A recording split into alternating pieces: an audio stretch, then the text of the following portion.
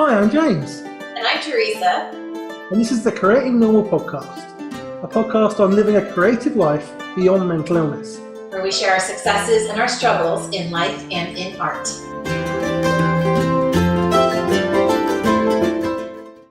Hi, everyone, and welcome to another episode of Creating Normal. I'm Teresa Colon, and with me is James Prescott. Hello, everyone. Hope you're well. Good to be here again. It is. If you are a returning listener, we want to thank you so much for sticking with us. And if you are new, we hope you enjoy what you hear today. So, James, what's been going on with you this week? Wow. It's been quite busy in terms of recording podcasts. I've recorded a few podcasts this week for my own show. On top of that, I have been working on a blog post as well, a submission for a book on mental health, a compilation book. So I'm working on that right now. Awesome. I've been doing a fair bit of writing, creating. That's my week creatively anyway. In terms of mental health, and we'll get into this later on, I think because I've been so busy with work and with life, I think I've really had time to just stop and see where I am. And that's a danger because for all of us that we can do that we can use busyness and stuff to avoid dealing with what's really going on. So I need to have some time to do that. Hopefully I will. Yeah. And how about you? I've had a mixed week. I kind of burned out, which we talked about a little bit on last week's episode. And I spent kind of Monday and Tuesday just getting caught up on my life. So I did 8 loads of laundry, started cleaning up my bathroom, those projects you never do, which is like cleaning out the drawers and all that stuff. So I spent a lot of time doing that. I'd been diagnosed with shoulder bursitis about 2 weeks before that. Went to a physical therapy appointment that was designed to help me not have that issue again. And something went wrong, and I ended up having a major rotator cuff issue that left me in severe pain and unable to do anything. I couldn't even buckle a seatbelt. It hurt so badly. Yeah, so I ended up seeing a doctor finally on Friday. I was able to get in, and she diagnosed what the issue was. Then I was just taking massive amounts of ibuprofen. We got the inflammation down, and I have full use of my arm again, which is awesome. But that took a lot out of me. So it was just kind of hard when you're in that kind of pain to get excited and celebrate. For example, I was able to order the paperback proof copy for my devotional, Seeing Ourselves Through God's Eyes. I just got an email about 20 minutes ago that the proof copy is actually with my P.O. Box provider. So I've got to go pick that up after we finish up here and actually see my name on a book for the first time. I'm really excited and a little overwhelmed. Yeah, exactly. Great feeling, I can tell you. But it's even quite a weird feeling, but it's a great feeling. I'm really excited about it. I think I'm going to do a Facebook Live on it when I unpack it and open it up. I think that's something I want to do. So, and then just kind of this week, getting back on track has been a bit of a struggle. And I finally figured out this morning that what I really needed to do was just to get everything out of my head and just build a massive to-do list and then just say, okay, these are the things I'm going to work on today. And since I've done that, I've suddenly had a very productive morning, which has been really nice. Awesome.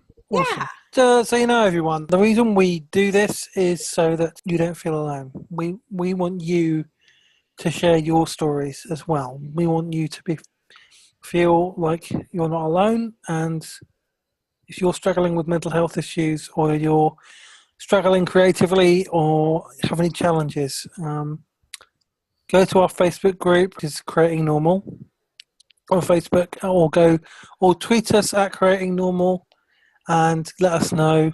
We'd love to hear from you. We'd love to support you and help you in your journey. That's why we share what's happening with us, because we don't want you to think we've got it all together, because we haven't. And so you're not alone on your journey. So yeah. That's absolutely true. Every day is a battle. And what makes us warriors is that we wake up every day and we step into the fray, no matter what condition we're in. And some days we're able to fight better than others, but it doesn't matter because we are making the attempt. And that's what really counts. That is right. Yes, correct. So I think that brings us to this week's topic, which is loneliness. And James, I know you have a lot of thoughts on this. You want to kick it off? Yeah. This is a really, really important topic, and it's something that means a lot to me. It's something I think is really, really, really important. It's something that I think we need to talk about a lot more. I think many, many, many of us are lonely and we don't realize it, or we do realize it and we don't want to talk about it. I think it's in Western culture, especially, happening more and more, especially with young people. And I think social media has a lot to do with it. We've talked about the impact of social media on mental health before. I think one of the consequences of it is that people feel lonely because you're comparing yourself to other people all the time. You're comparing your worst to other people's best. You can feel very alone in the world, and because we're so addicted to social media, young people especially are finding it more difficult to build relationships. It's no surprise that the rate of mental illness amongst teenagers and young people is higher than any other age group and higher than it's ever been. And I think loneliness is a big part of that. Yeah. And we need to talk about loneliness, because I think when you're lonely, I mean, I know this from experience because I'm quite lonely, and I'm in a healthy, strong, committed relationship, very happy, and we have a very good relationship. But being lonely is not about your marital status. It is not about your relationship status. You can have a great marriage or a great relationship and still be lonely. It's much deeper than that. It's partly in your brain. It can happen as a result of trauma, because what happened to me, I went through a massive trauma when I was a child with my parents and getting bullied at school. So being an introvert and shy and sensitive, I closed off. Yep. And in a sense made myself lonely, because I felt I was alone in the world. Like, even though I had friends, I felt I was, in a sense, alone in the world. Like, I've often felt that way. I have moments that I still feel that way. It's very, very challenging, and I want people who are listening, if you're feeling, if any of this resonates with you, feeling like you're alone in the world, feeling like you don't have anybody, feeling that you're not loved, feeling that you don't belong anywhere, you're not alone in feeling like that. And you should talk to somebody about it, because it is really, really important. And we need to become more aware of loneliness and what loneliness is, what it does to us, and actually start dealing with it, because it's a really big problem, I think. Well, I think, in leading the support groups that I lead, we do talk about this. We talk about it in a slightly different context, though. We talk about the importance of community. And one of the things that is really well known in the mental health community is that community is really important to helping us get better. That when you have a strong community around you, you have people who can step in and lift you up when you're struggling. And sometimes that means that they just meet you for coffee. Sometimes that means they just send you an encouraging text message. Sometimes that means that they come over and bring dinner because you just can't even that day. But that is something that we know is really important. And consistently, when we hit community night and we have those conversations, what I hear from the people in the group is about their social anxiety. That one of the reasons they don't have community is because their social anxiety prevents them from reaching out and engaging in one. And so we talk a lot about ways that maybe they're not easy, but they're easier to get into a community. And those are things like volunteering at a local pet shelter, where you can kind of engage maybe one-on-one with someone to begin with. And then as you continue to work there, you start to meet more people and you start to kind of slowly integrate yourself into that community. In a church setting like the one that we belong to, small groups are a great approach, because usually it's 5 or 6 people. And so that's kind of a smaller group and it's very intimate, and nobody knows each other at the beginning of a small group. And so there's no expectations around you. But those are some of the ways that we kind of talk about that are easier for people to help find community. And I loved your point about, how it's independent of your marital status. And one reason I think that that's an important point to call out, James, is because one person can't be everything to us. We need different people around us because they contribute different things to us. Within the Christian context, we would say that this is in Ephesians 2:10 kind of thing where we are all built differently. We are all endowed with different gifts and different strengths, and we use those gifts and those strengths to help contribute back into the body of Christ or the broader community, and that those are needed.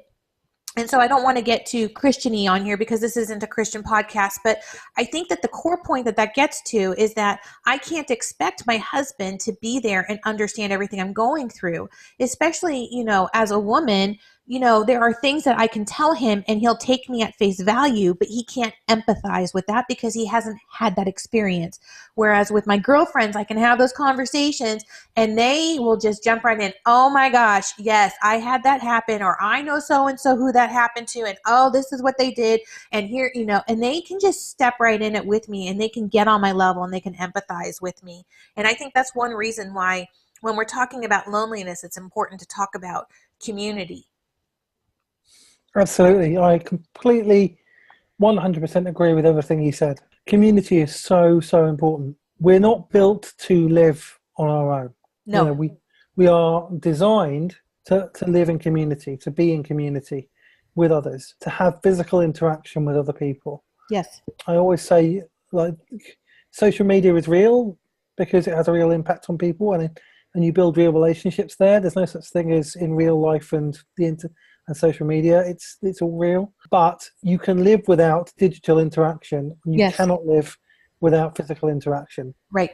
Not in a healthy way. We need a physical interaction. Even introverts need physical interaction. Maybe not quite as much, but we still need it. And it's really, really important. And that will help you with loneliness for sure. Yeah, so community is really, really important, and physical community. That will help you. The relationships with other people, just to know you're not alone, is really, really, really helpful. We need to know we're not alone on this journey. Absolutely. And I think that when we're talking about something like loneliness, I think that this is where I don't want to get too preachy, because I believe that we're all on our own journey and we need to be respectful of where we are on our journeys. And some of us are further along and able to take bigger steps out into the world than others are. But I do think that this is one area where we just need to take responsibility for ourselves. And there is a skill that they teach in DBT, which is called dialectical behavioral therapy. And it's called opposite action. And it's saying, I don't feel good today. I don't feel like doing whatever it is I need to do.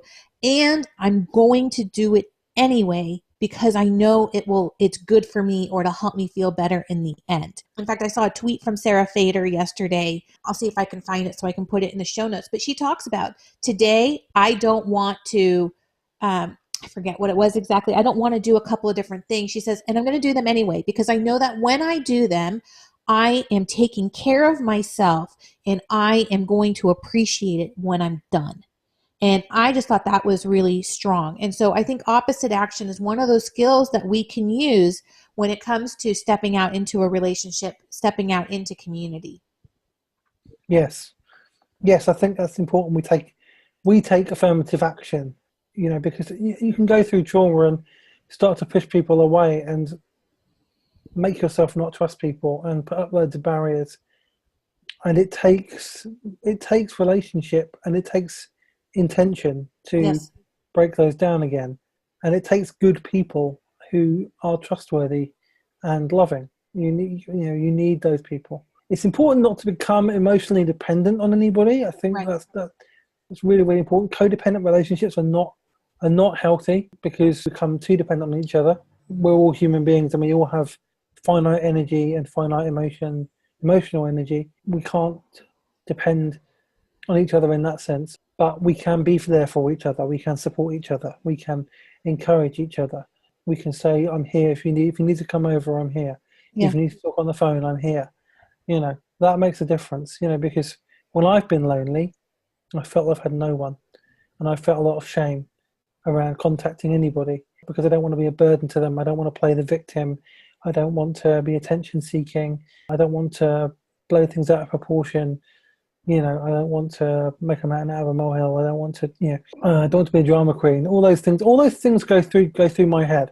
Yes. When I'm having those down moments. And I'm pretty sure if you've had loneliness, if you've struggled with loneliness, those things go through your head when you're feeling really down as well. Yes. Because loneliness is kind of that pit, you go down it. It's a rabbit hole, and it leads you into depression, low moods, and anxiety, and all of that. It's all tied together. Loneliness is a big deal, and if you are lonely, you are not alone in being lonely.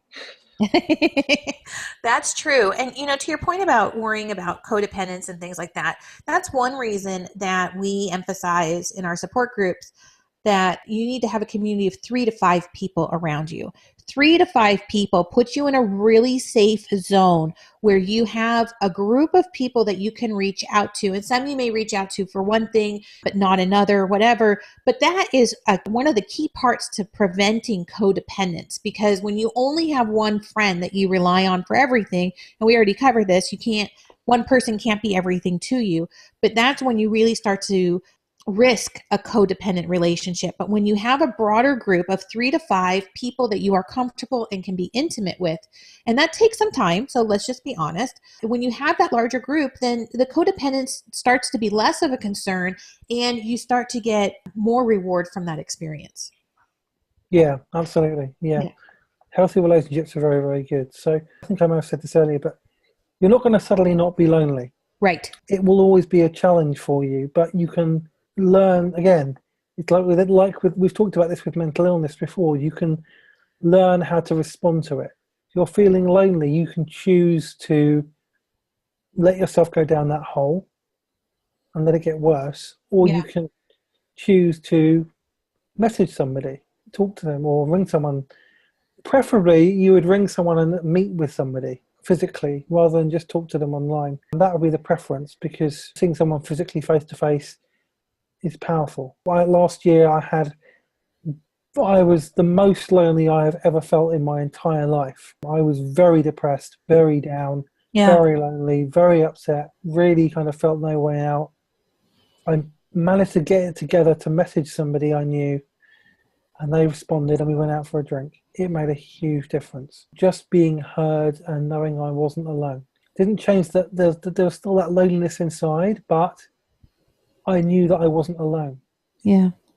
Which makes a big difference. Find people who you can trust, who you know will be there for you when you need them, who you give permission to tell you the truth, who have committed to being there when you need them. And not just one person, because sometimes people just aren't around, but a few people who you can go and see if you're feeling really lonely, or you can at least ring them and talk to them face to face, or voice to voice, or whatever, have those people, because I'm pretty sure that there are people there who love you, whoever you are.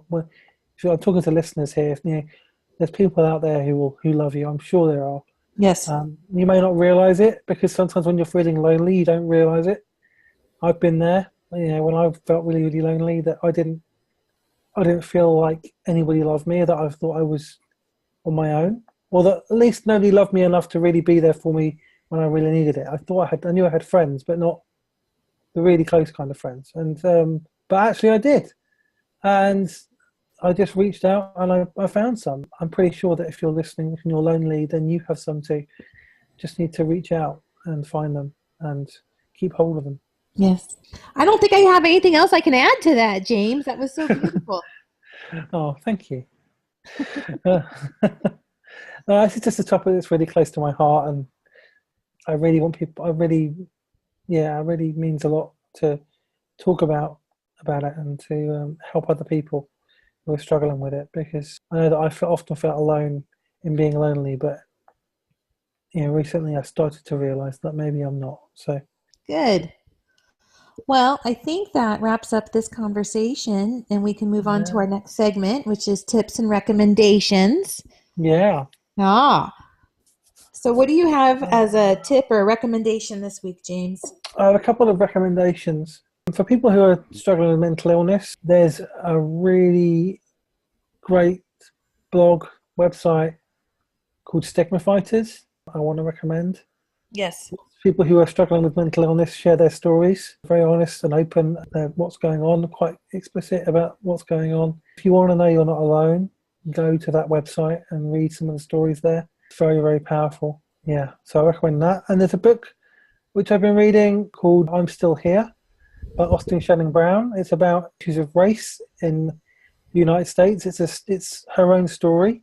And it's a very, very powerful and eye-opening story. Discomfort you, but it will challenge and inspire you as well. So I recommend those. Those are my 2 recommendations for this week. What about you? Well, I think that I'm going to just kind of lead off the topic that we had this week. And I'm going to encourage people to go check out meetup.com or their local church and look for groups that maybe you can join. Look at what your hobbies are or what your interests are. For example, the creative community, usually you can find places where the creatives kind of gather up. Maybe it's just going to a gallery showing and just walking around the gallery and maybe meeting the gallery owner or something along those lines, just finding opportunities to maybe even bump into people. But I think that my recommendation for this week is to really take one small step toward becoming a member of a community so that you can feel better, taking a little bit of ownership of your mental health in that way. Yeah, absolutely. Yes. Great recommendation. Yeah. Cool. All right. Well, I think that wraps up this episode of Creating Normal. I want to thank everybody for joining us and remind you as you move into this next week to create courageously. And love yourself fiercely. Thanks, everyone. Take care, everyone. Thanks for listening to the Creating Normal podcast. You can find links and show notes to everything we've discussed today on our website at creatingnormalpodcast.com. We invite you to continue the conversation in our Facebook group, which you can find at Creating Normal Community. You can follow James on Twitter and Instagram at JamesPrescott77, and you can follow Teresa on Twitter and Instagram at Teresa M. Cologne. Thanks for listening.